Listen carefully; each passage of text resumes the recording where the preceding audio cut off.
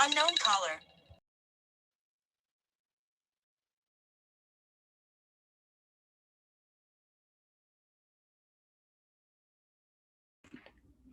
And I think right now we're gonna bring in um, we're gonna be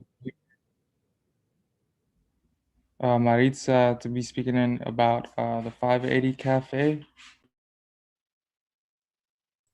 Hey, what's up, everyone? My name is Maritza, and I go by Ritz. So I'm here just representing 580's Cafe. It also merges in with a couple of programs that will be speaking here. So 580's Cafe is basically a place for you to meditate, do yoga, have a cool study zone, have late night sessions on Zoom calls to study with people. They also have like creative circles where they bring guest speakers on Thursdays, once a week during like 12 to 1. Their schedule changes over time, but basically you get to meet administration, staff, faculty from campus.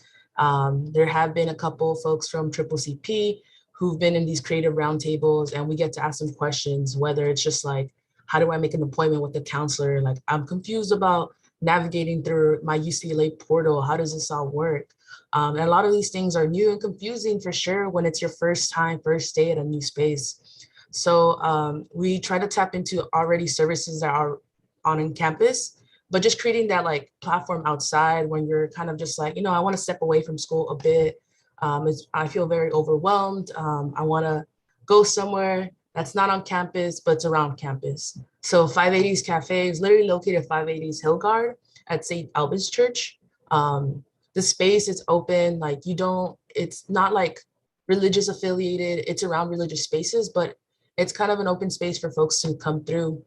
And Breaking Bread is one of the foundations or like services that offers to our underground scholar students or our formerly incarcerated system impacted students. So 580's Cafe hosts a space virtually and in person. And it started with Miguel, a grad student at UCLA who identified himself as formerly incarcerated, with and reached out to Jean, who's the director of the Wesley Foundation, and was just like, hey, like, let's start something. Let's do like conversations led over time that allowed folks who are part of USI to have like a space to just break bread. It's kind of like outside of work, like not talking much about school, but really getting to know like everyone gets to know each other. Just gonna share this with you all. So yeah, this is what 580's Cafe basically looks like in a virtual setting. They do meet in the summer, Tuesdays and Thursdays, and have lunch from 11 a.m. to 1 p.m. So it's like a brunch setting. You don't necessarily have to be a UCLA student. I met 580's Cafe way before I was at UCLA. I was at community college. So they're very welcoming in the space. Like they really hope for like students who are just in college in general to thrive in this space, whether it's like students who are facing food insecurity, housing insecurity. It's really a space for you to tap into resources. One of the biggest resources they have is URC, it's a University Religious Congregation, which when a student is like needs emergency money, or like needs money to either pay rent, pay bills, you're a parenting student, there's funds that it's like once a year you tap into, uh, and you can apply for. It's not like, no strings attached. It's just a simple letter like why you need the amount. And it's also it's overwhelming when it's like through the institution, because like you have to report financial aid and all this other stuff, but this is kind of like you get a check sent directly to you. There's other services you can tap into, but if y'all can see, this is Breaking Bread virtually. So we had Berto speak earlier, we had Carolyn, Savannah, Diana will be here speaking on BUS and USI, Jair, and so many other folks, part of Underground Scholars. Um, it's There's a lot, but they also offer like job opportunities when you're like part of organization, especially like community leaders from different organizations on campus, whether it's just like an internship, a stipend, anything. It does a lot when it comes to like the financial side, but also like emotional side. Like a study space, networking. You get to meet a lot of like amazing leaders at 580's Cafe, like especially folks from Ideas, Mecha, um, yeah, the Muslim Student Union, Black Student Union. There's a couple folks, in and out from the space. They're really heavily involved in the Basic Needs Committee, 580's Cafe, which is like the CPO office, as we know, as a food closet space. So we can be hella low key, but we out here just helping folks out as much as we can. But yeah, thanks for having me. Yeah, thank you so much, Marita, for sharing that. Definitely needed. Um, and now we're gonna bring in Diana and Froggy. Please, if y'all could share with us some information on Bruin Underground Scholars, and go ahead and introduce yourselves as well, if you could. Okay, hi everyone. Give me a second. I'm trying to share my screen. 1 second.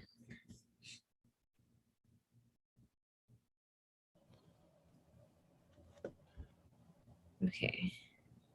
Should be this one. Can y'all see it?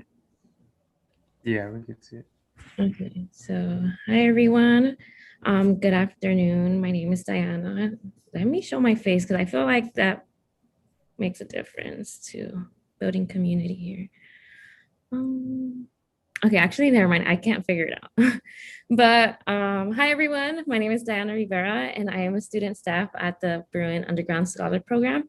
I am a transfer student from El Camino College, and I was also a CCP scholar. I am majoring in Chicanic Studies. My colleague here, Rodrigo, who goes by Froggy, will be presenting about the Bruin Underground Scholars Program, a program that serves formerly incarcerated students and system impacted students here at UCLA. Froggy, would you like to introduce yourself? Hey, what's up, everybody? Froggy, current graduate student at UCLA, formerly incarcerated, community college transfer, went to Berkeley. Yeah, I'll say a little more later, but yeah, part of underground scholars here. Thank you. Thank you, Froggy. So the Bruin Underground Scholar Program is under the Bruin Resource Center. The mission of the BRC is to support students' development, well-being, and academic success and foster an inclusive and socially just campus community. And the BRC houses several programs, such as the Bruin Guardian Scholars, Bruin Guardian Scholars, Underground Scholars Program, the Undocumented Student Center, and then, yeah, so we see a lot of our students' identity overlap with the other programs that the BRC is housed under. So a lot of our students also are like students with dependents, are also part of the Bruin Guardian Scholars. So we see a lot of the underground scholars students have other identities that the BRC houses. And then Froggy will go more into detail about the mission and like the vision of the Underground Scholars Program. Hey, what's up, everybody? So I think part of what that Diana's saying is for us being formerly incarcerated or system impacted, there's a lot of intersection in our identities. A lot of us being first generation college students, being people of color. So there's a lot of, but there's never been a space in higher education that focusing on supporting people with incarceration history. And I think that's the main point of underground scholars is like this community here in higher education, a community that has never existed before. There's never been space in higher education for people that have been incarcerated. Historically, institutions, in terms of racist roots and all that stuff. So it's been hard for Black and Brown to and Native Americans to even make it to a place of higher education like UCLA, UC Berkeley. But now, creating underground scholars is a way to support and create a new culture for people that never see themselves in higher education and start questioning why society didn't allow us to see ourselves in higher education. So I hear the Bruno Underground Scholars Program supports a prison to school pipeline. And the reason we say this because a lot of times the narrative in terms of youth getting in trouble is a school to prison pipeline, and that youth that gets swallowed by the school to prison pipeline is never mentioned. Again, it's like the youth goes into this black hole of incarceration, and nobody ever sees them again. So underground scholars saying this person still has value, this person's still alive, and this person could be a community leader.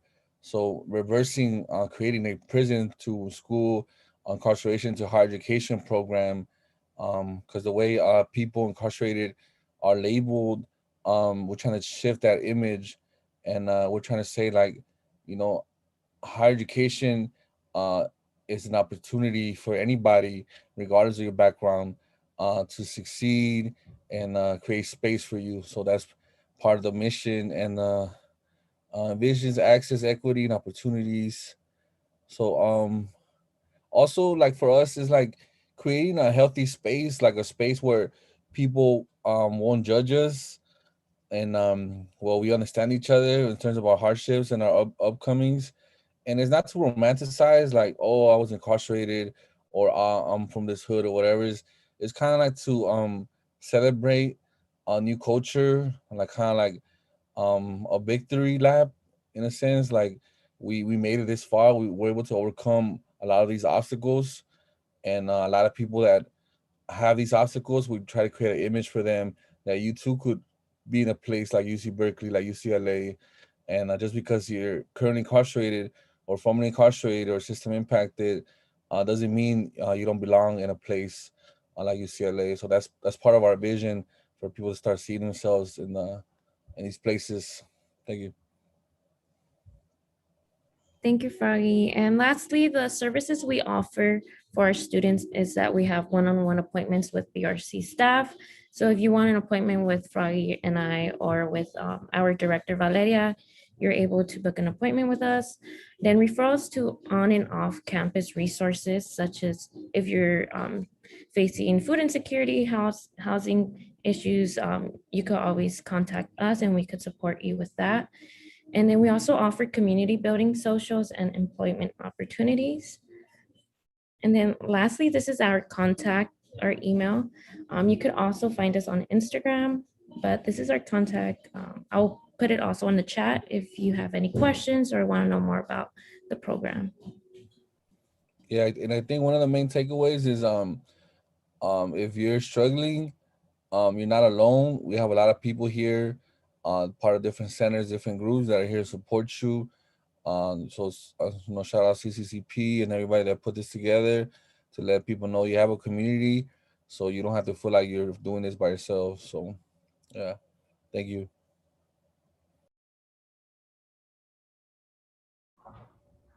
Yeah, thank you, Rodrigo, and everybody for sharing. That was super dope. If y'all get the chance, check that out. Please go ahead. Make sure to use all your resources while you know. And then we're gonna be introducing Diana. If you could go ahead and, Michelle. If you could go ahead and introduce Million Dollar Goods. Hi everyone, my name is Michelle. I just graduated UCLA and I will be starting my master's at USC in the fall. So if anyone needs help with either the UCLA process or the grad school process, for sure get at me. But here we're gonna talk about Million Dollar Hoods, which was a research program that I was a part of while at UCLA. Basically at Million Dollar Hoods, we work under Professor Kelly Lado Hernandez and her department in the in the Bunch Center, which is the African student department. Sorry, my cat. And yeah, so basically what we do at Million Dollar Hoods is that we map the human and fiscal cost of mass incarceration in LA. So we definitely see the causes of incarceration in our communities day to day. We see like our family members, our friends being incarcerated and how that affects our families. But it's also about we have to put it in their terms. They don't understand that lifestyle. So we need to show them how much this is costing them, the data, they want to see numbers. So we do is we bridge that community aspect with the numbers. So we always start off by collecting data, arrest data, statistics, and then we go in and work with community organizations to put a story to the data. That way we're not just producing numbers and producing facts, but we're also showing faces, like these are real people, these are real lives that we're impacting. And it's a very open space. If you have something that you kind of want to do research on, let's say you want to do research on houseless women arrests, or you want to do research on police presence in high schools, they're very open to supporting whatever project it is that you want to produce. So I'm gonna show y'all really quick. This is one of the ones that I really had a passion for. Let me see if I can show you. I really had a passion for looking at UCPD in specific, which is the police department on UC campuses. That was my passion, just because a lot of police officers harass people that look like us or move like us. And it's just, there's a lot of instances where a lot of formerly incarcerated or system impacted people have been re-traumatized within the university. So I brought up this topic, and along with my colleagues and the support of $1 Million Hoods, we were able to produce this report and publish it. So it's just this one of the many examples of just like the type of work you could be doing, and just how you can get involved with research, even within the university and within your own like interests. And yeah, for sure, I'll drop my email in the chat if anyone wants to like hear more about it or just needs help with anything really. And yeah, you can hit me up.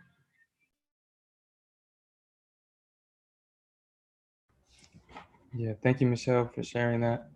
That's super dope. I always heard about $1 Million Hoods, but I never got a chance to work with y'all. So it's always great hearing about the great work that y'all do.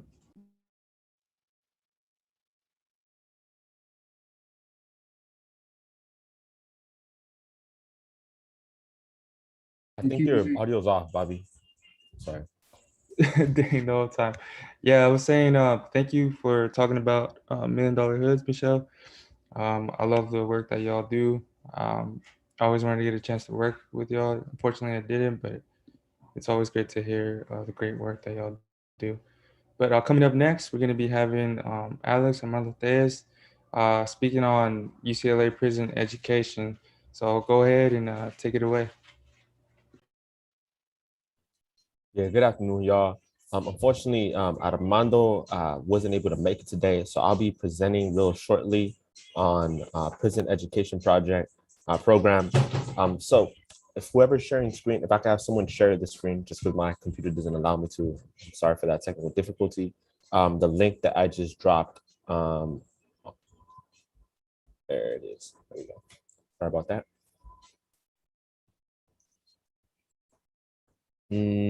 Definitely. I'm also going to ask my sister, Maritza Ritz, who spoke earlier about the 580 Cafe, to join me in talking about the prison education program, right?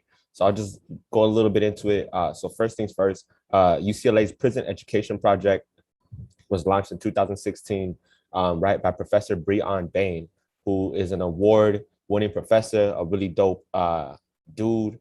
Actually, crazy story was that while he was at Columbia University, getting his Juris Doctorate, his to become a lawyer, right? He was falsely, imprisoned while he was literally becoming a lawyer in the process of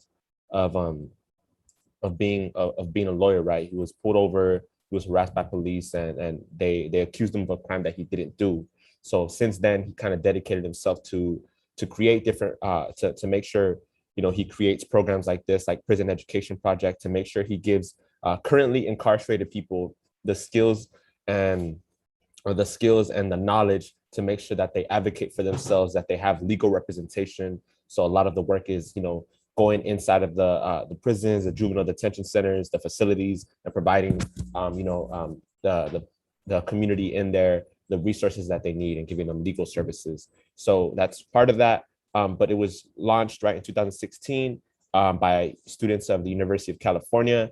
And something that they do is, you know, they participate in different facilities. For example, like the Barry J. Noydorf Juvenile Detention Center, BJN.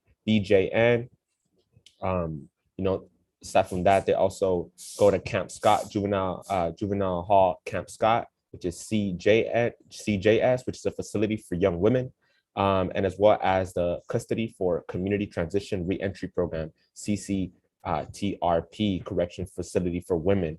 Some of the classes that they teach right inside of the facilities, which is constructed of over 300 students, right, overall in the program. There's 30 professors, 30 UCLA professors, right, that go into the facilities. So you're actually taking UCLA classes, getting credit, you know, and all of that while inside of the facilities.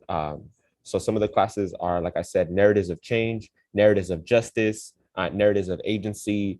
Another class is politics and poetry of Malcolm X, oral history, research practitioner, microphone fiends, hip hop and spoken word, analytical methods for forensic science, and legislative theater for racial justice, as well as spoken word, creative writing and performance classes, liberating fictions, writings of Latin American Micro Cuervo and Visionette, and the Wonder Woman, Myth and Society. So those are just some of the classes that they offer, you know, through the prison education program. You know, and it's really powerful courses. I actually was part of the prison ed program back in 2019 or 2018, like my first year. And I was part of the microphone fiend class at Barry J. Noydorf Juvenile Hall. So every week, once a week, we would head into the facility and co-teach a class with one of the students inside of the facilities, right? So every week we would make sure we create a curriculum, and then we would co-teach it, you know, to everybody. So it was an interactive, you know, definitely really powerful experience while in there, you know, getting to create community with them, with the brothers, and still communicating with them, right? Writing the letters and creating family, you know. Definitely, you know, very intelligent youth that are in there who just have been in a really difficult position in their lives, right? So that's part of prison ed. Ritz, I don't know if there's anything you also want to add, you know, about the orientation and stuff like that that's going on, or anything else you want to share? Yeah, for any UCLA student or like rising or incoming UCLA student, like to be part of the program, you just have to go through like an application and interview process. This is more so like for folks to get to know you, to really like who's stepping into the space. Are you understanding what the focus of the space is?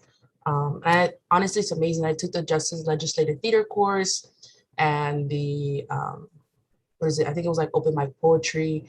And I minored in African American Studies, so I was able to like use those two courses as part of my minor.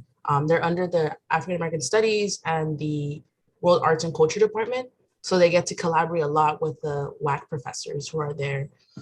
It's amazing. I did everything virtually, so I didn't get the chance to go inside the facilities, get to know folks. In order to be part of this program, from my understanding, it's 21 and up. Because they do a background check if you're going inside the facilities. But the virtual setting was different. We took courses with Anti-Recidivism Coalition organization, so ARC students. They are formerly incarcerated versus taking courses for folks who are currently incarcerated. And one of our events we did, let me see. Do you mind if I share something, Alejandro? Yeah.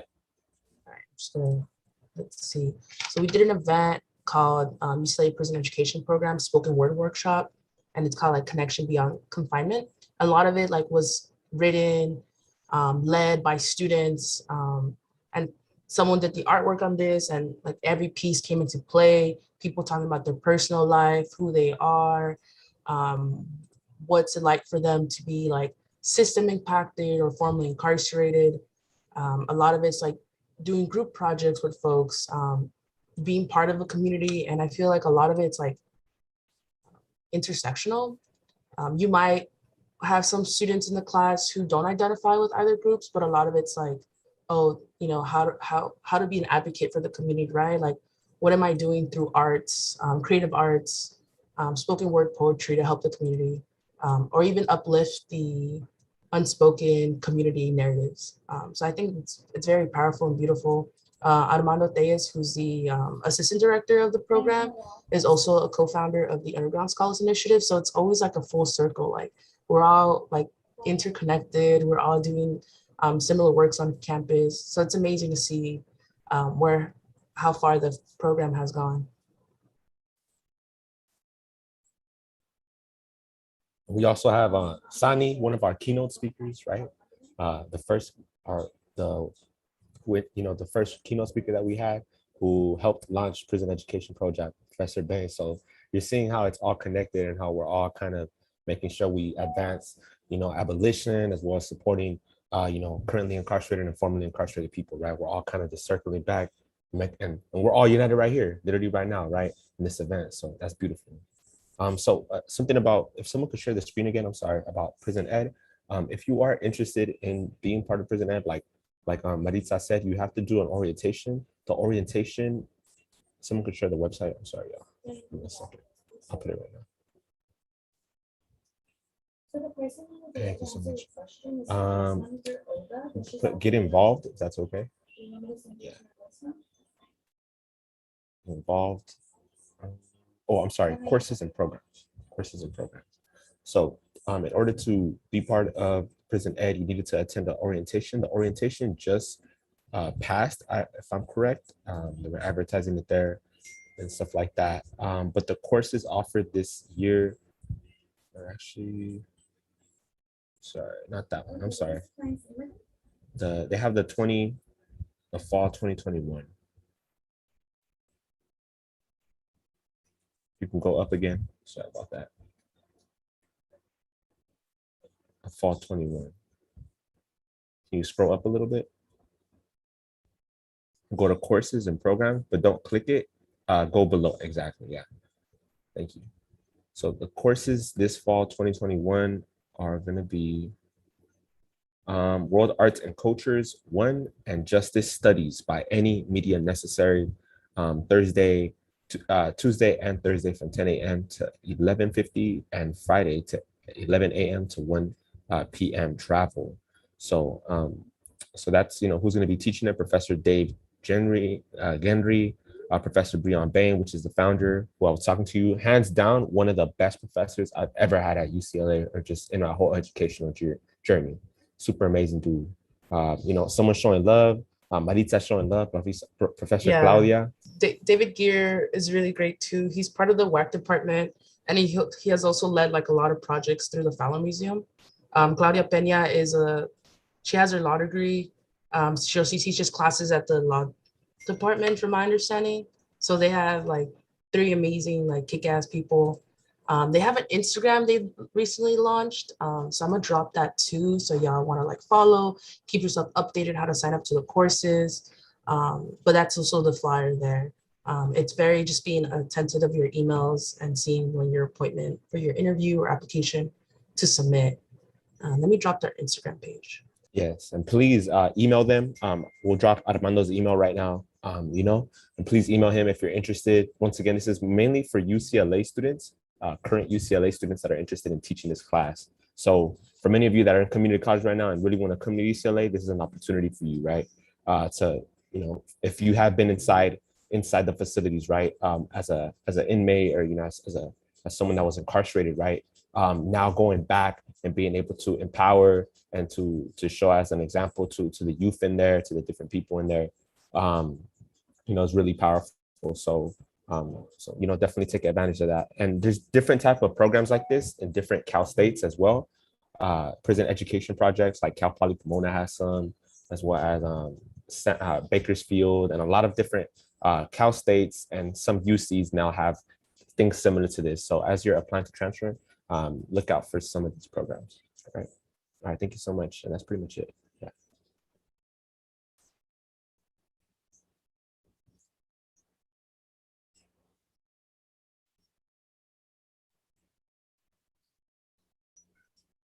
Last thing. Bobby?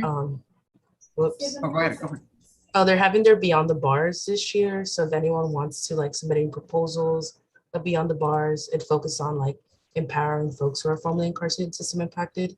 But y'all can definitely read more about it on the Instagram page. So it's like a virtual workshop this year.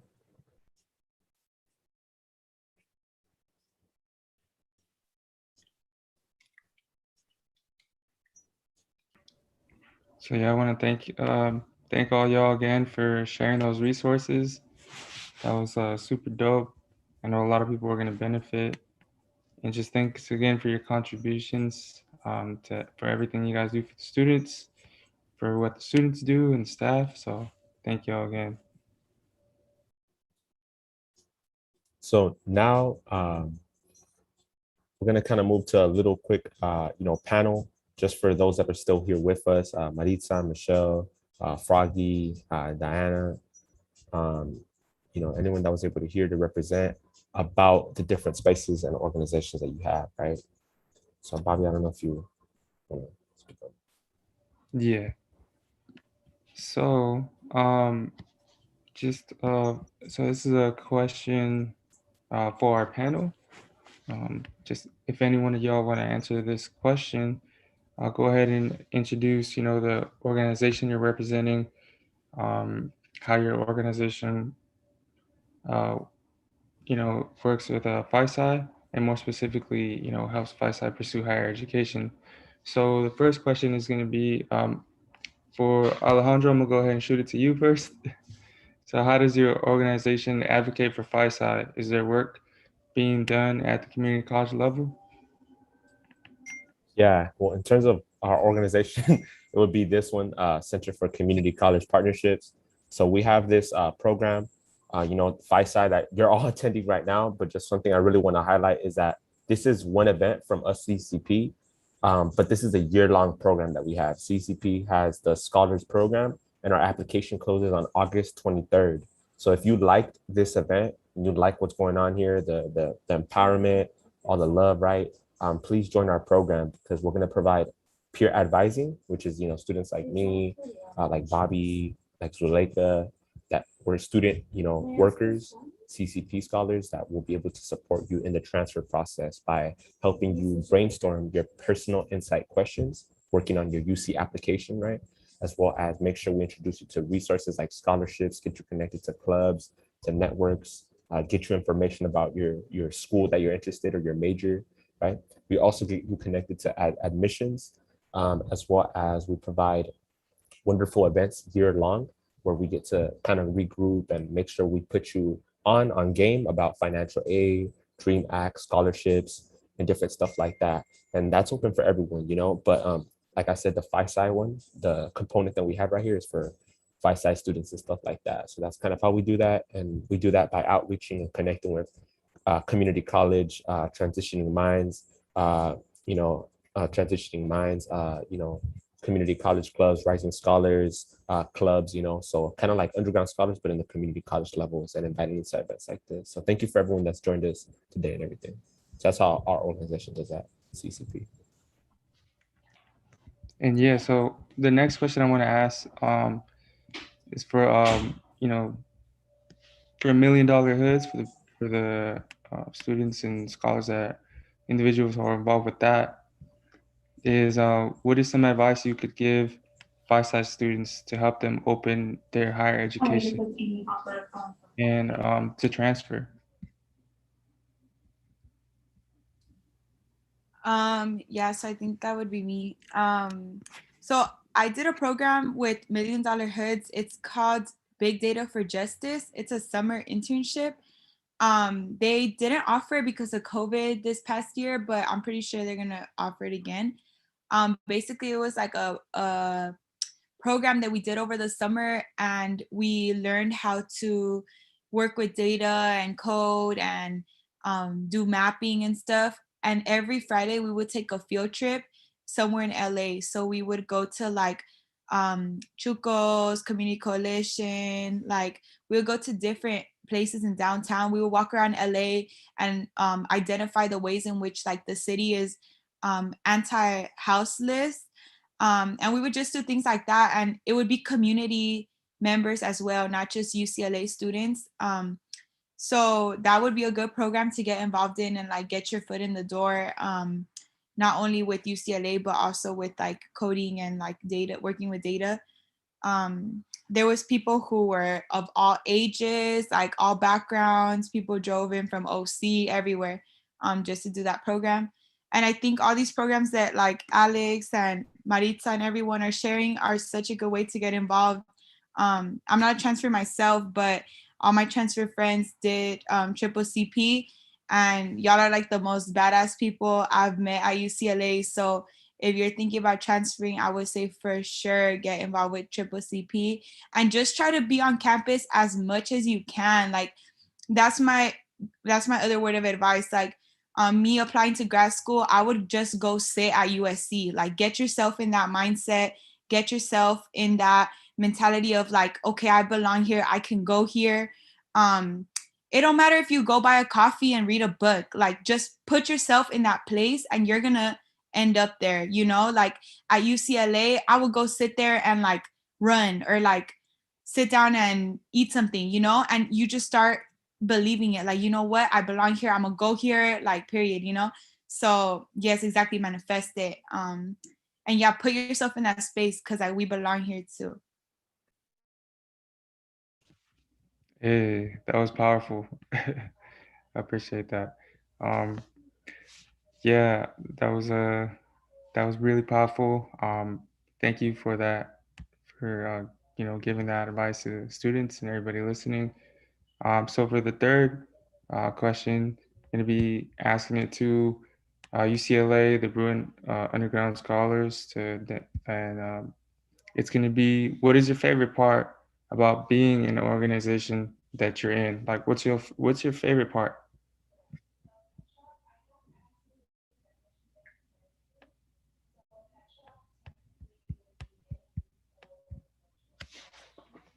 So Diana, if you're still around.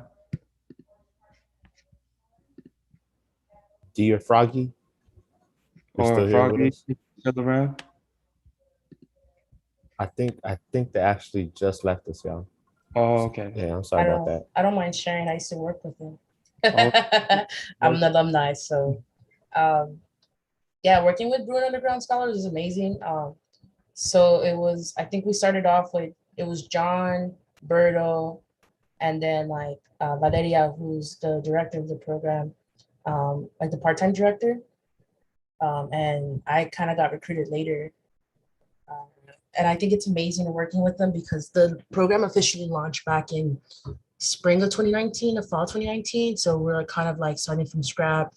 Like I was doing more like internal work, just starting from like PowerPoints or just flyers, anything they can use like for the future, like when it comes to like engaging with the students, like images, art, just to help out folks like on the color side of the work.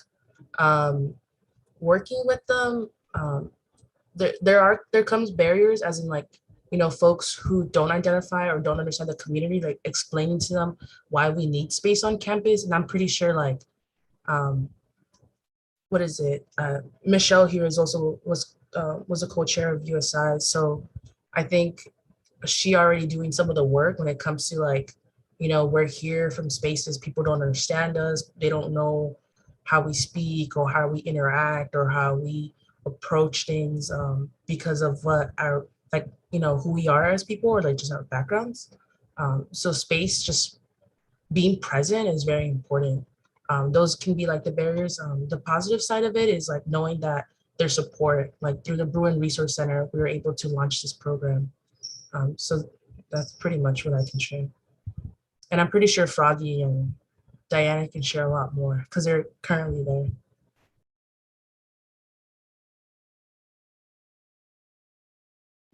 Yo, thank you. That was super dope. Thank you for sharing that. Next question is going to be going to my boy Alejandro. So, for you, it's going to be what is, I know you got a lot of great advice all the time, but what is some advice that you can give to FISI students to help them open up their higher education and transfer? I know I already asked this question, but I know that you can also give some great insight too. Yeah, I would just advise y'all to make sure you get connected. You create those resources. You create those networks, right, with different students. Like hit me up, hit up Michelle.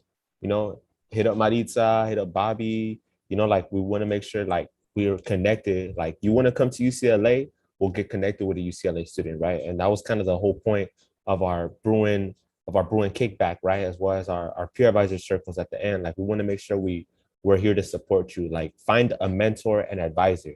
Like that's so important, right? To anything you want to do or accomplish in life. Like if there's something you want to do, like there's someone that's already doing it, ask for help, ask for advice, you know, and that's what we're kind of here to do. So find yourself a good advisor, mentor.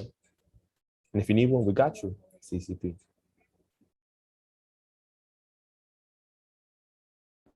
Heck yeah, let's go. I appreciate that, my brother. Super helpful advice right there. And then I'm gonna be going back to Michelle, Million Dollar Hoods.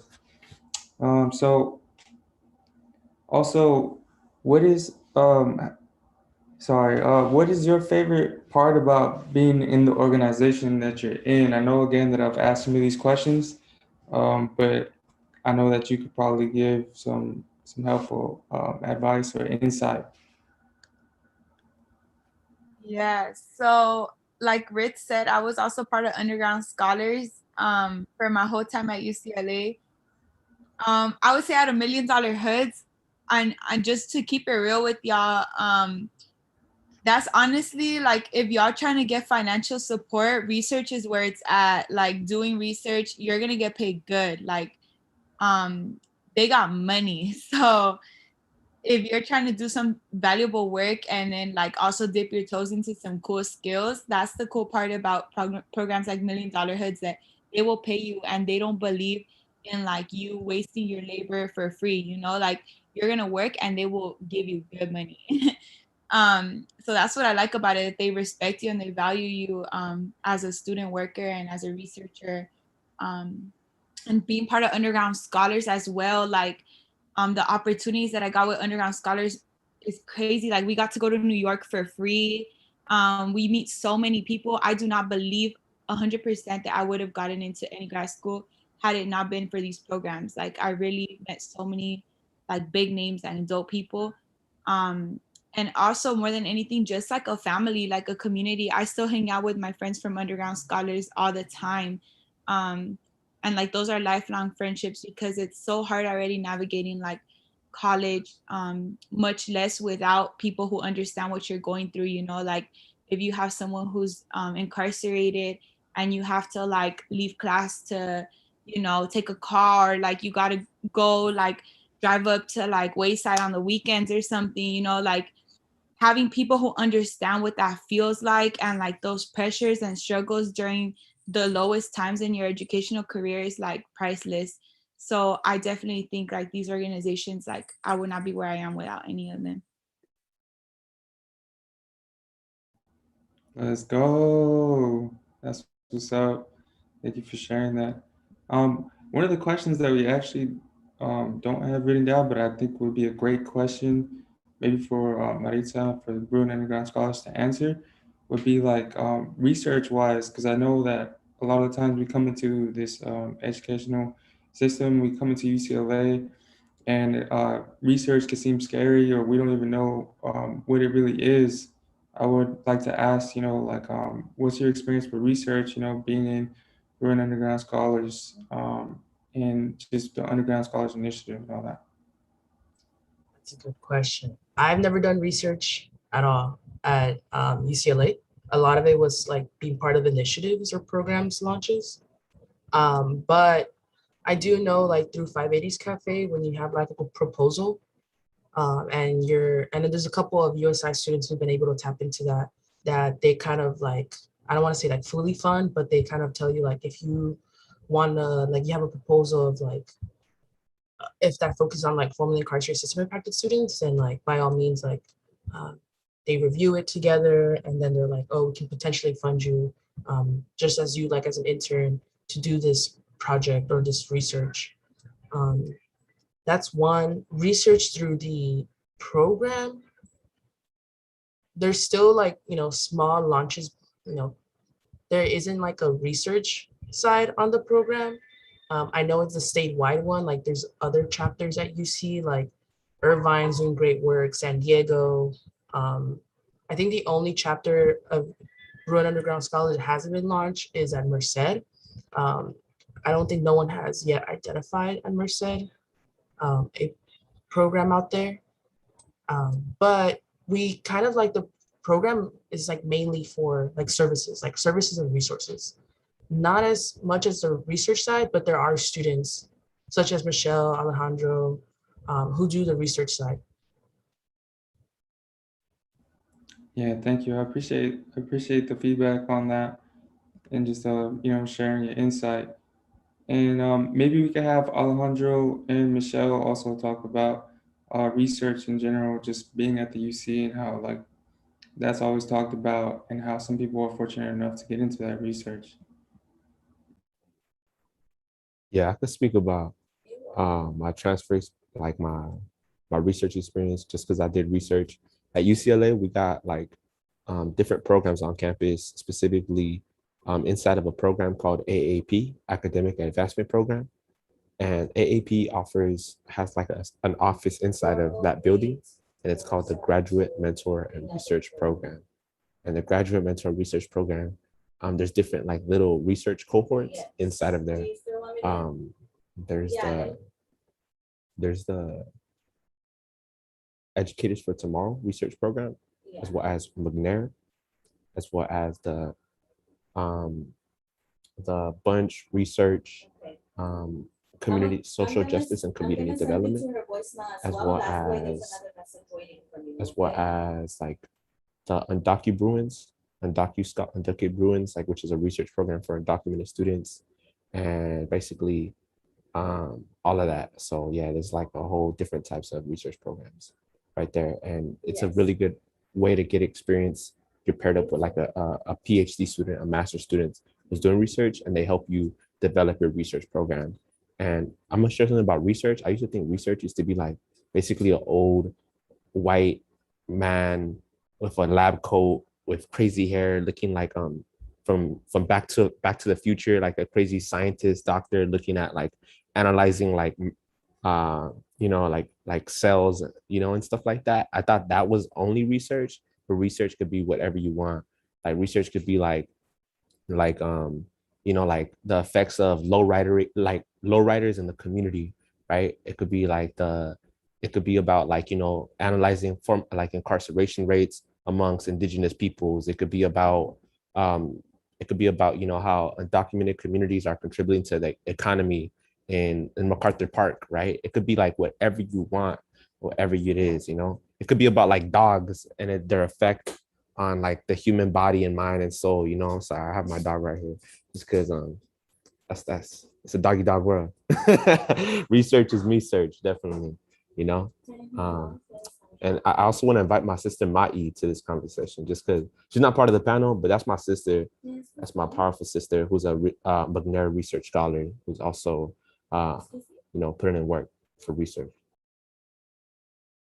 Hey, what's up, everyone? Yeah, Ale, that's my brother for real. And like family, we roast each other.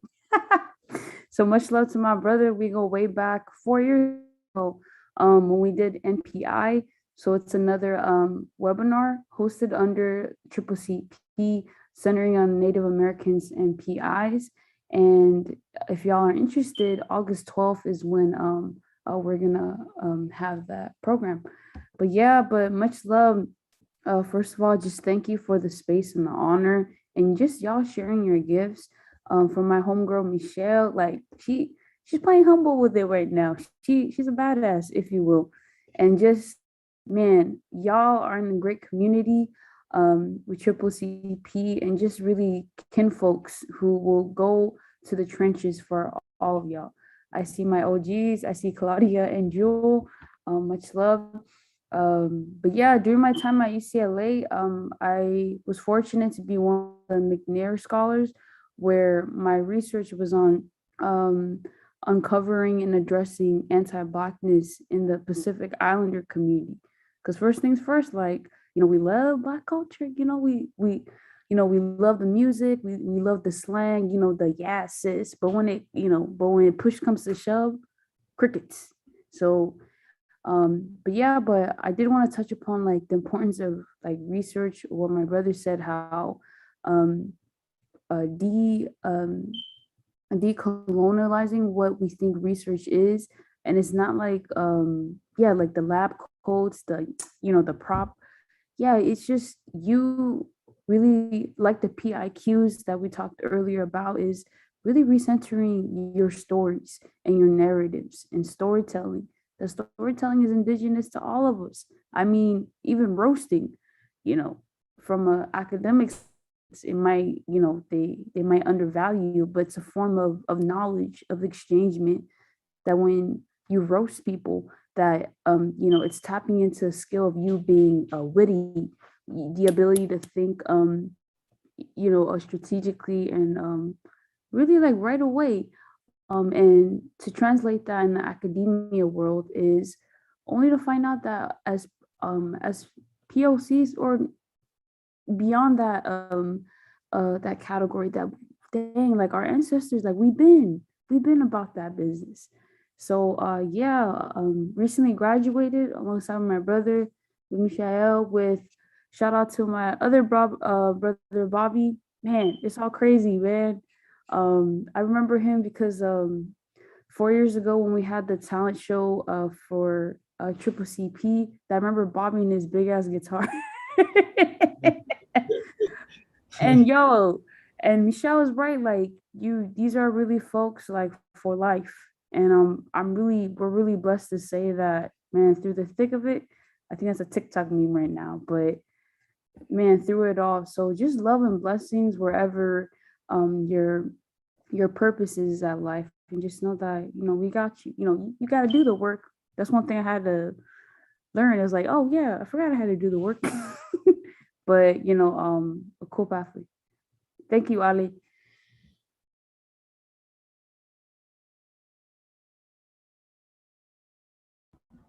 Yo, thank you, both of y'all. That was super dope. Thank you for the laughs. I remember bringing that big ass guitar, as you said. Good times. Yeah. Like they both said, like everybody has mentioned, CCP has been just for me so grounding, and I feel like it's been this entire family that has gotten me to the place where I am now. And again, I just want to reiterate how powerful this program is, and I'm really blessed to have every single one of you in this space and all the students that are here. And we got just like one more question that I want to shoot out to y'all, and it's going to be, have you witnessed any moments of successful student advocacy efforts for the FISI community? This goes for any one of y'all. Y'all could go ahead and answer if you want. Maya too, you can answer if you've been if you participated in the FISI community. But for sure, Alejandro or anybody that wants to go ahead and chime in.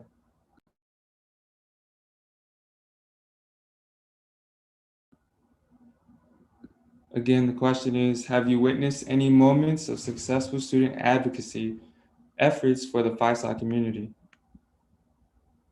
Being in any one of the programs or, student clubs and any of that organizations that y'all are in. I think y'all can also, hold up, let me drop this.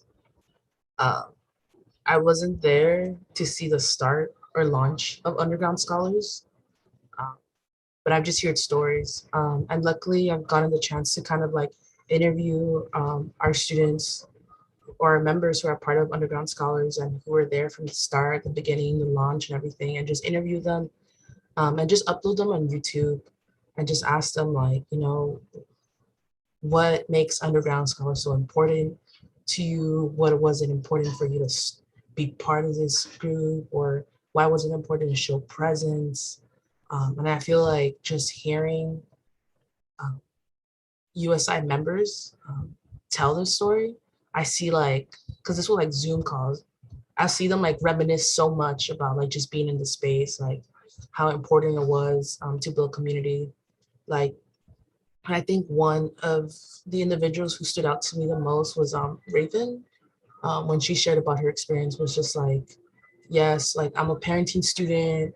Um, like although there is a parenting group, like I just felt like I gravitated towards USI because I'm someone who identifies themselves or myself as formerly incarcerated. So it's just it was so different. Like so it's kind of finding your space and navigating it.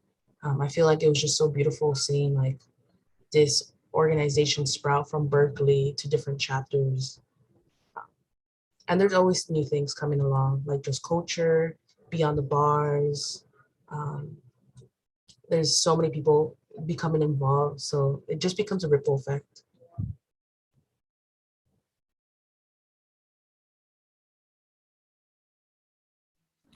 For sure. Thank you. I think you touched on something that's like super important. I know I probably heard it a million times during this webinar, but building community is something that I heard that's like a key word. And for me, even though, you know, I'm just relating off of that, even though I didn't participate 100% in Bruin Underground Scholars, I wish I had the time during my undergrad. But just knowing that y'all were there, just having homies that were, you know, sharing that space with me, that were like in that, made me feel like family too. Like, oh, like I know this dude, he's doing the work. You know, every time I saw y'all would be like, oh, come to the meetings. You know, and I just appreciate y'all sharing space because I consider myself system impacted as well. And yeah, I feel like you guys really created that space, created that community on campus. So speaking about community on campus, how this is just another question off the top of the dome, but how do y'all feel like building that community?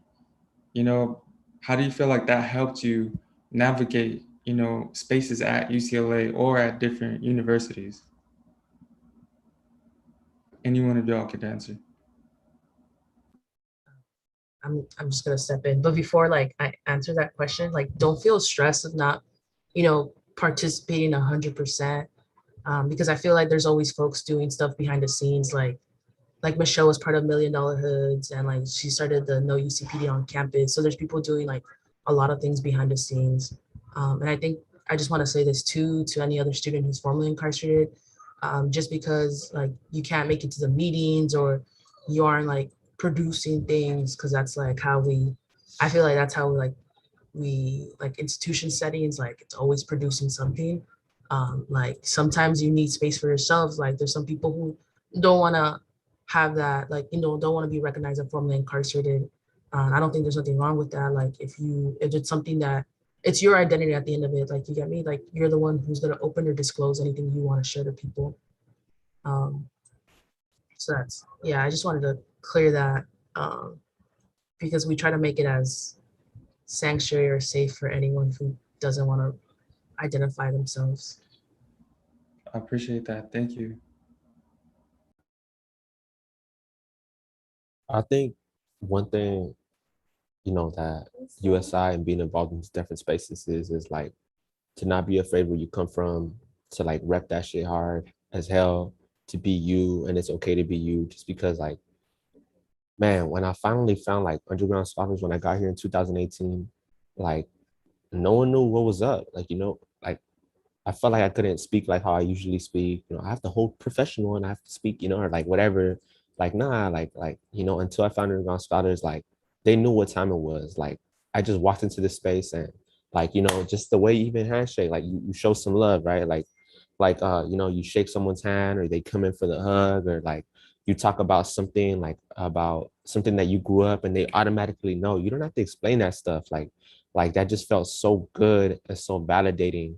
And being involved in spaces made me feel like I don't have to change for no one. Like I'm gonna be a UCLA student and I'm gonna be like who I am, how I speak, how I dress, and like if they don't want it, like they don't have to have it, you know, like this is me, and just coming with the realness. And I'm gonna be me and be the best me and make a change in my community, you know. Like I saw a lot of these dope people that we're here today, the OGs, you know, like Javier, people like Armando, who wasn't here today, right?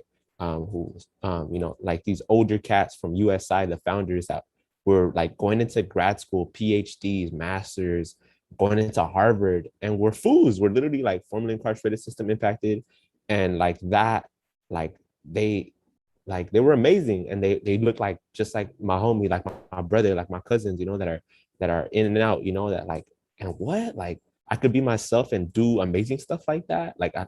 It was just empowering, and it was beautiful, and it was reaffirming, and that's what it's taught me, you know, just being involved in these spaces. Like just go hard, be you, don't change for nobody. Yeah. I don't know, Michis, Michelle, who wants, you know, anything you want to share?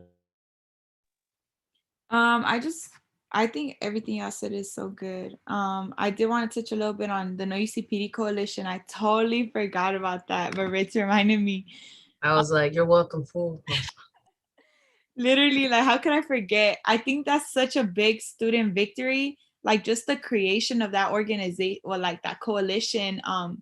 So it was when the Black Lives Matter protests were going on during COVID, and literally UCLA used the campus, one of the fields on campus, to like detain people that were protesting no, it was Jackie Robinson Stadium.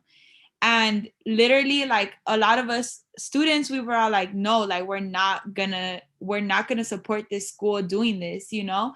And they thought they were gonna slide it under the rug, but no, like me and the homie Andrew, who's also this dope ass regular fool at Harvard, bro, like Harvard. And we got together and we were like, let's get everyone together, like all the student organizations, all the mother organizations, like everyone, and let's talk about it, you know. So we basically like got together, and it blew up. Like we were on a statewide symposium, like we were out here having dialogues with like chancellors, like presidents of the UC, like big ass spaces. And I think that's just a really big victory for like formerly incarcerated and system impacted students, because we're showing them like, no, you're not about to use like our tuition and like our work. And the police was saying that they worked with underground scholars, that they were like friends with us and stuff. And I was like, you have some audacity.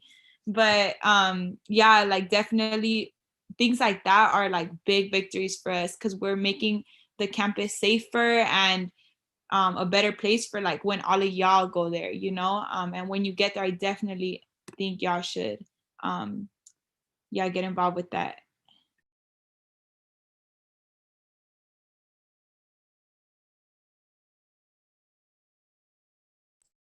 Thanks for sharing, Michelle. It definitely brought momentum. I think especially during this pandemic, it was very hard. People felt very disconnected, and it's like, you know, the urge or tendency to be like, what can I do in my community if I don't want to, like, you know, affect anyone at home, like health wise, especially how this pandemic was going. So that was definitely like hella momentum that was going on during 2020.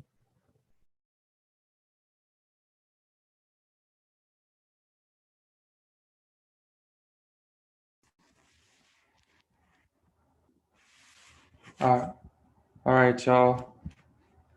Yo, so thank you everybody for chiming in, for giving us, you know, your time, for giving us your love, your energy, everything, for all the jokes, for all the laughs, for your puppy, for all the jokes about the fools, the Harvard fools. Thank you everybody for joining and for making it a dope ass space, just a place where we can all come together and heal and be connected. So I appreciate y'all coming through. We're gonna be closing it off right now. And we're going to be going into the next thing that we're going to be doing pretty soon, which is maybe we might take a break. Well, go ahead, Santi. Oh, this if anyone has any questions from the participants that they may want to ask. Oh, go ahead. Sorry, if y'all got questions, go ahead.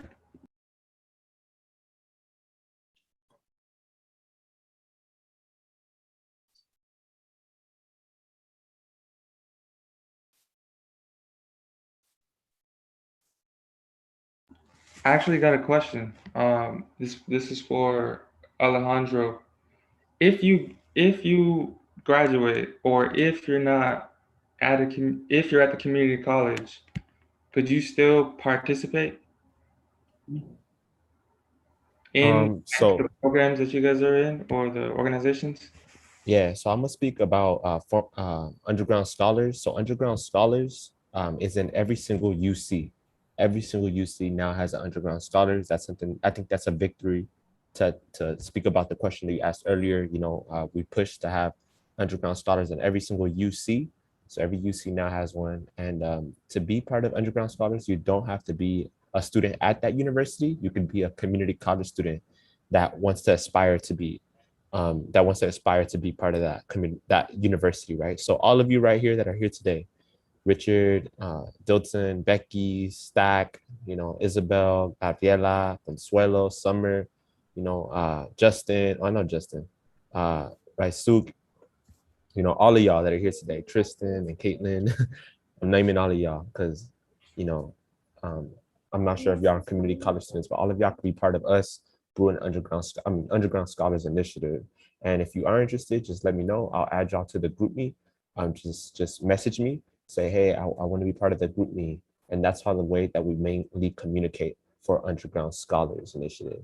As for $1 Million Hoods, Prison Education Program, and I'm sorry, those two, you have to be a UCLA student because you're going to be like taking UCLA classes and stuff like that, right? And also those are actual UCLA classes to do prison education and $1 Million Hoods. So you have to be a UCLA student.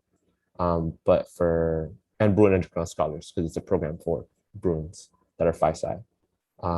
As for 580 Cafe, I believe they also help out the community, you know, so that space is also open for non-students. You know, you can get some free food there, go there and, you know, practice your spirituality, whatever it may be and stuff like that. So, you know, those are open to anybody. I think that's a great question, Bobby, definitely. As for CCP, you have to apply for our program. Once again, our program closes on the 23rd of August. Do not wait. Do not wait. Please apply. I'll take you 10 minutes and you'll receive a year-long resources for our programs. And we have still like 8 more webinars that we have left, eight more, which include the foster youth site. We have one for undocumented students, for African-American and Black students, for non-traditional students, for Southeast Asian, as well as Native American and Pacific Islanders, and a lot more that I still haven't even mentioned, Chicanx and Latinx. So we have a lot more events like this going on all August. So make sure you are a student with disabilities and different abilities. Yes, thank you, Drew. Sorry about that.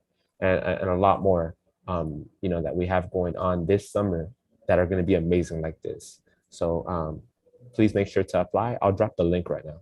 And that one, you have to be a graduating high school senior or a current community college student, or if you're planning going into community college, you just have to let us know what college you're going to join. If it's LA Trade Tech, Mount SAC, just put it in your application. So yes, please apply for our program.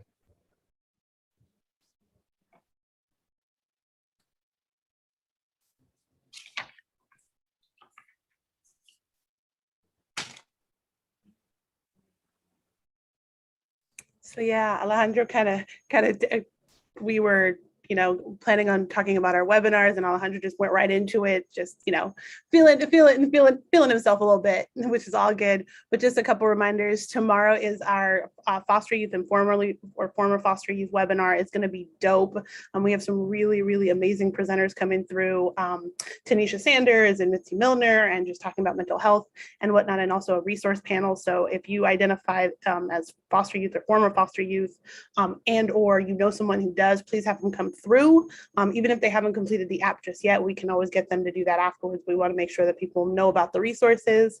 Next week, Monday through Friday, we have a webinar every day next week. So it's going to be a busy week for CCP, but we're really stoked about it. We have our veterans webinar happening on Monday, our differently abled, which we've actually changed to be more inclusive of the community and how we, because I identify in that community as well, how we prefer to be identified. So students with disabilities webinar happening Tuesday, our African American Black webinar happening Wednesday, our Native Pacific Islander webinar happening Thursday, and our first gen webinar happening Friday. So if you or someone you know or someone you love, yes, there's a typo on the webinar. So August 11th is our African American Black webinar. But if you or someone you know or someone you kick it with is identifies in these communities or is an ally, please have them come through. We'd love to see folks there and support them through the process of navigating higher ed and community college. Then the following week we have a number of different webinars as well. So Southeast Asian, non-trad, undocumented, and Chicanx Latinx. And then in the summer and in the fall, we'll have a number of programming and activities. So, we always say once CCP, always CCP. This is family and this is community. And so we are going to continue to do this work to make sure that students that come from backgrounds like ours are having access to higher education, but also not just access, but also transforming the system so it looks more like the communities we come from and the backgrounds we come from. So come through. We want to see everybody there. So thank you. Deadline has been extended. That flyer said July 30th. It's still 23rd, okay? Just wanted to make sure everyone knows that. Yo, and if y'all really want to stay connected through that group me, scan the QR code or click on the link.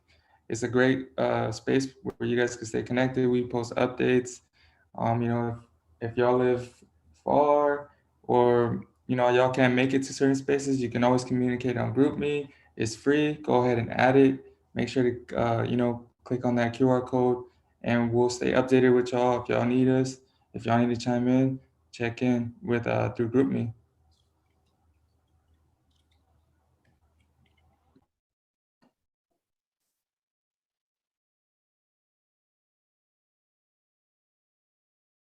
I think before that, we're doing our raffle. I'm sorry. I think we're... Yes, we are. But just once we do the raffle, we'll close up and you all stay behind. So all right. Because it's that part we wanted it to be just student to student. Is powerful when you just hear your peers, just people who are just done the recently gone through this process, and it's so powerful. But we're gonna do a raffle for sure. And I am ready for that. So we're gonna have 3 prizes. Okay, so and 2 of them are going to include, all of them are going to include some UCLA and CCCP swag that we're have put together. Just know that won't go out just right away. We are actually waiting until all the webinars are done so that we can do a one big mail out, and that we don't, we're not like going to the office and exposing ourselves to anything at this point. So we're trying to be as careful as possible. So once we're done with all the webinars, which as you saw, the last one is August 21st, that's when we're gonna mail out the prices at that time. And we do have your email address, both if you're, as you register. Those. Thank you. Oreo. As you, I forgot what I was saying. Oh, yes. Yeah, so we do have your email address in the, because you're registered. So, that's how we know your email address. Stumpy, I'm sorry to interrupt you. Actually, I'm going to DM the winners to get their address. So if you get a DM from me, please respond right away so we can get your address. Okay, cool. Excellent. Sounds good. So I think we have everyone in here, but I'm gonna just slowly bring this down. No, that wasn't that slow. So that if you don't see your name and you are a student participant, then or a participant not at UCLA, then I see. So let's see. Okay. Think we have. So if you don't see your name, just let me know so I can add it before we start. Right. Okay.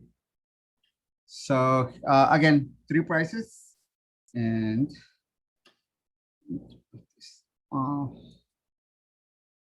here we go. First one.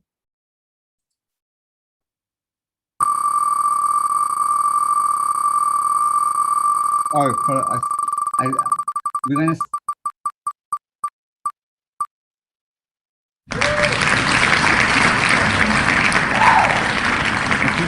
Message.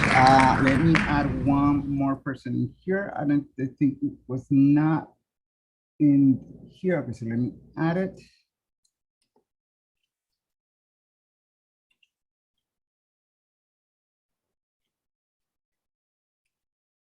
All right. Sorry about that.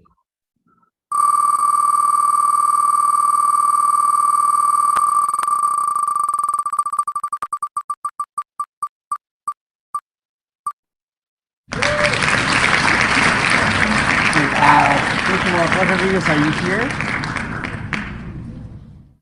Oh, I forgot to mention that you do have to be present in order to be one of the winners. So I don't see Jorge. Jorge's not here, right? Okay. Right. No.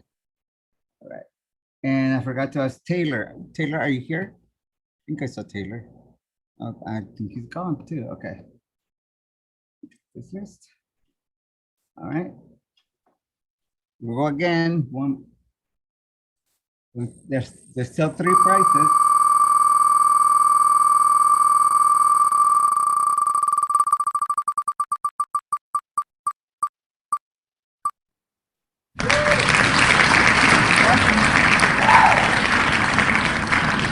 No, huh? Nope. Jessica's not here either. All right, that's okay. We'll keep More going until- opportunities. More opportunities.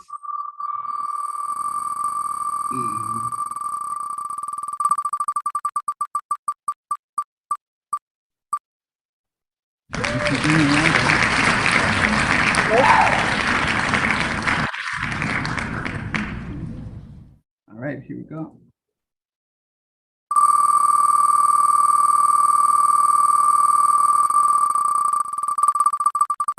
We'll eventually get someone that's here in the room.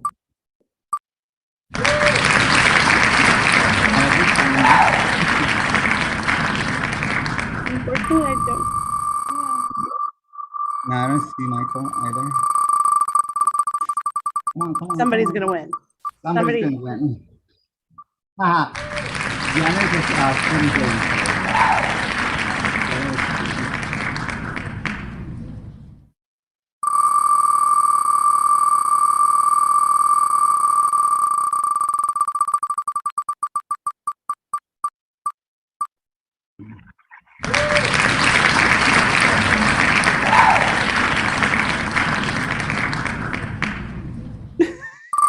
I can't believe we haven't gotten one person yet.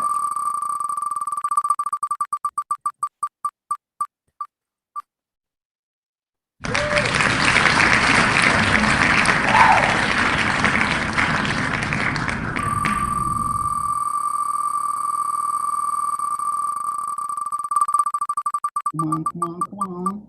Come on.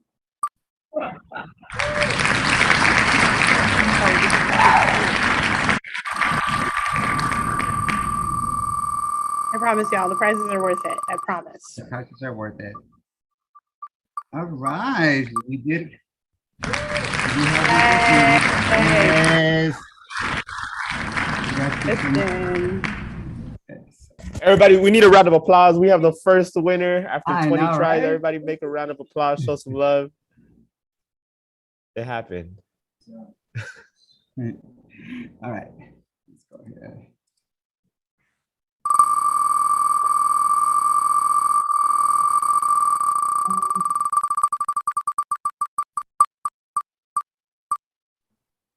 All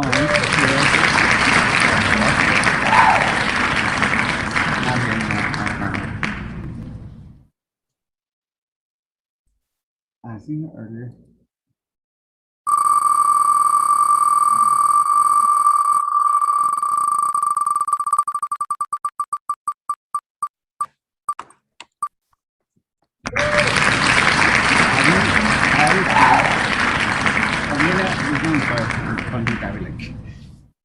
Gabriela, you're here. I see you, right? All right. Yes, Gabriella is here. Everybody give a round of applause. We have our second winner. We have one more. One more. I would like to buy a vowel.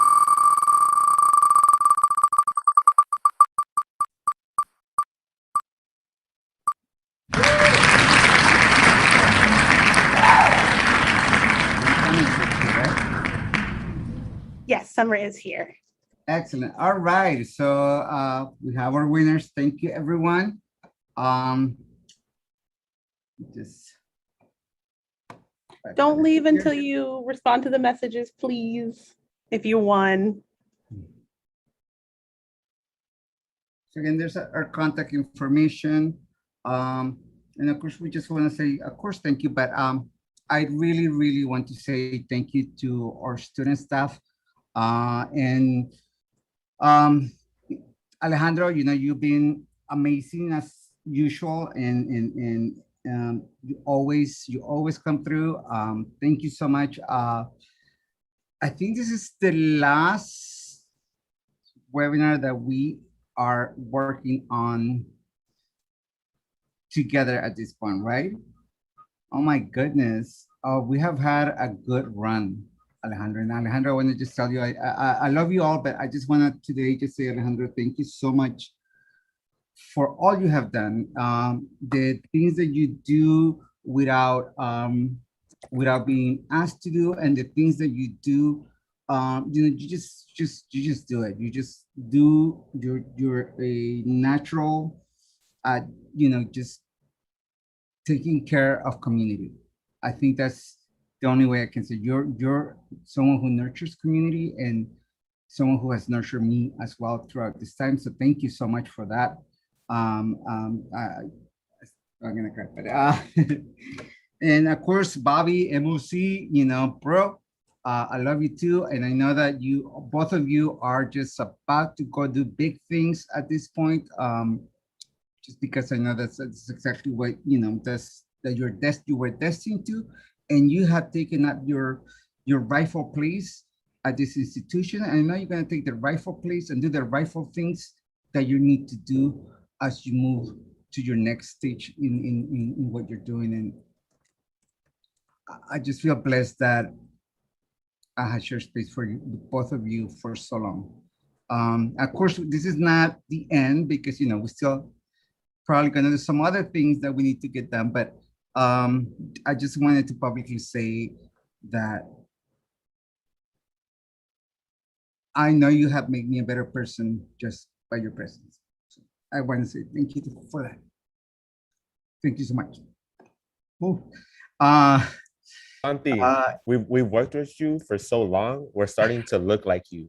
Look, with the hat, we both have the hat. Oh, you know, man, we're both like right cool. here. You know. Oh, you make me so proud. So we've learned a lot from you, and we're just thankful. Oh my goodness. For your love, your leadership, your patience, your dedication for years, and you're definitely one of my biggest role models. I told you already, you know, I'm inspired by you and your work ethic and your love and dedication, and I hope to one day be an amazing director, assistant director, like, you know, community leader like you, man, in education. So thank you to you, to everyone in the CCP staff, to Jewel, right, to Claudia, to Blanca, who are still here with us. Like, you are also my inspiration. You have made CCP a home for me. For Bobby, you know, for a lot of us that are now leaving, we left, we graduated, and we welcome all the new students, you know, all the people that are here in this webinar for the first time that are still in community college, we hope to have you at UCLA one day, and we hope to hopefully take our spots one day as the peer advisors, right? Just like how people before us took their spots, and we keep it moving forward. So thank you. Yeah, I This is just so want to true. say Go ahead. thank you to everybody that's just been on our team, been supporting us all the way through, all the advisors, student advisors. It's been one big family from the beginning. I can't express my gratitude enough. And I know, like, when I didn't have nobody, that I felt like couldn't, like, some days I felt like I didn't believe in myself. I knew, like, I had Santi there, you know. I knew I had Santi, I knew I had Jewel, I knew I had Alfred, I knew I had the rest of the team. But especially, you know, want to thank Santi. I always remember those days when, you know, we'd stay up late when we did that other webinar. Paloma and everybody was there, as Alejandro likes to call her, Paloma Nations. Everything And that could go wrong technologically it's just went wrong, and we still just yeah, no, for sure. Just again, thank you, and you know, for all of you who are in this webinar as participants, you know, please reach out, connect, and I hope, you know, that just seeing the folks that were here, the peer advisors, the students, the ones that just went through this process, is you know, people always ask me, do I believe whether you're gonna have the possibility of transferring? And usually, you know, my response to that is not whether I believe it or not, it's whether you believe it or not. And that's really what's gonna make a difference. I mean, I do believe it, and because I wouldn't do this job if I didn't believe it. But you're the ones that need to believe it, and as everyone was saying, it to manifest it into reality. So that's what I'm gonna say. I'm gonna also I want to say thank you to Jewel for all showing me how to have grace and how to, you know, forgive myself when I make mistakes, and Claudia for being such a rock, just being amazing at everything that she does. And I know Blanca is here too. Blanca has been doing not only the work that needs to be done, but also just creating community and just being raising a child too, which I know that's not easy. So I just want to say to all, and my, of course, my sacred story sister. I mean, you know, I'm gonna have to give you some royalties for that at some point, but I just want to say I love you all, and then I just want to leave it open for all the rest of the team, anyone who wants to say anything else before we close up and let your advisors take over.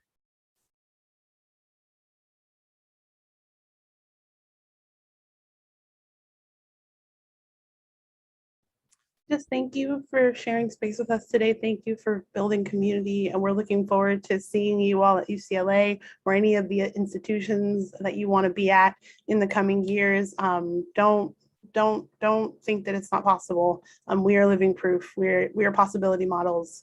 So if you take anything from today, know that it's possible. So thank you all for sharing space. Thank you for sticking through us. Thank you for rolling through us as we rolled on POC time today. We just have mad love for all of you, and continue to be a part of our community and our family. So stay safe, take care of yourselves, take care of your loved ones, take care of one another.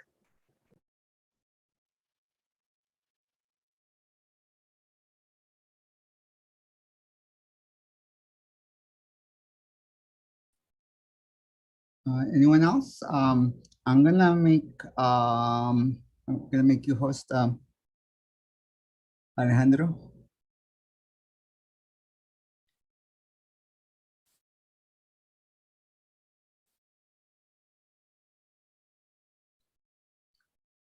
All right.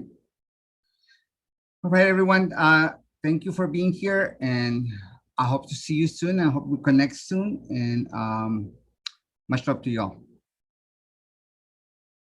Yes. Much love to everyone. Please do not leave. If you would like to attend our activity, which is the Peer Advisor circles, which is an opportunity where you'll get to connect with now CCP scholars like Bobby, me, Mai, I believe is still here. Who else? If you're a CCP scholar and you want to be part of the peer advisor circles, please let me know. Please send me a message right now. I see you, Mai, Bobby. I know if there's anybody else that I'm missing out, please let me know, and I'll put you into breakout rooms right now. This is just a quick, 20-minute activity, 25-minute activity where you just get to connect with us. If you haven't submitted your CCP application, we could be able to help you with there too. Like that, we make sure you're part of this program and we get you those services, those year-long services. So that's pretty much up for right now. Please stay. Oh, I see you, Maxine. Thank you so much, Maxine, for being here. If there's anybody else, please stick around, because right now I'm about to break you out into rooms. Just give me like literally a minute, okay? Everybody a minute. So as I see right now, Bobby is dropping in the application for our scholars program. I'm gonna stop recording. I'm gonna stop our live. So with that, close. Great. So now I'm gonna put you into breakout rooms. There's 4 breakout rooms. Let me see. There's 4 of us. All right. I think I'm just gonna make 4 breakout rooms. So I'm gonna place y'all. So I'm gonna open up breakout rooms right now. Make sure you accept them. And with that, we finish our event. Our breakout room sessions are just till 3, a little bit earlier than 3. If you finish earlier than 3, that's okay. We know it's been a long day. So that'll be it for today. All right. So everyone, thank you very much. Show some love, everyone. Peace, much love. We don't see each other anymore. Please stay connected with us and let's get it.